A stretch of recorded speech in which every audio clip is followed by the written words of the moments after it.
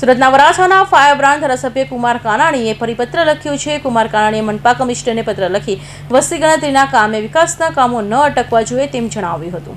સુરતના fire brand વરાછાના ધારાસભ્ય કુમાર કાનાણીએ સુરત મનપાના કમિશનરને પત્ર લખ્યો હતો અને જણાવ્યું હતું કે વસ્તી ગણતરીના કામે વિકાસના કામો ન અટકવા જોઈએ તેમ ઉલ્લેખ કર્યો હતો. તો ધારાસભ્યએ કહ્યું હતું કે છેલ્લા 5 દિવસથી ફોન કરવા છતાં જવાબ ન મળ્યો હોવાનો પણ આક્ષેપ કર્યો હતો.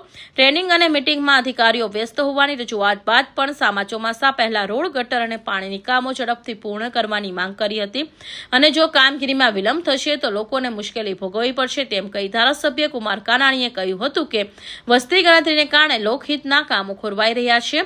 વિકાસના કામો પર કોઈ અસર ન થાય તેવું આયોજન કરવાની માંગણી કરી મનપા તંત્રને તાત્કાલિક ધ્યાન આપવામાં પત્રમાં વિનંતી કરવામાં આવી હતી.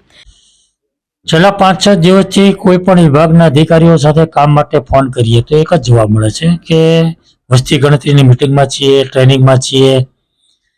અને એટલા માટે મેં મ્યુનિસિપલ કમિશનરને પત્ર લખ્યો છે કે વસ્તી ગણતરીનો જે કાર્યક્રમ આવ્યો છે કરો, જેમાં ના નથી, પરંતુ વસ્તી ગણતરી કાર્યક્રમના બહાના હેઠળ સુરત મહાનગરપાલિકાના વિકાસના કામો જે ચાલે છે, રોજિંદા જે કામો છે એ કામો ઉપર એની અસર થાય, ખોરંભે પડી જાય.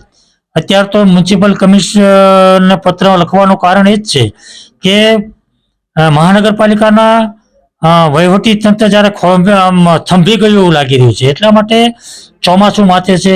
આ રોડ ઉપર અમારી અનેક સોસાયટીઓની વિકાસના કામો ચાલી રહ્યા છે, ગટરના કામો ચાલે છે, પાણીની લાઇનના કામો ચાલે છે, રસ્તાના કામો ચાલે છે.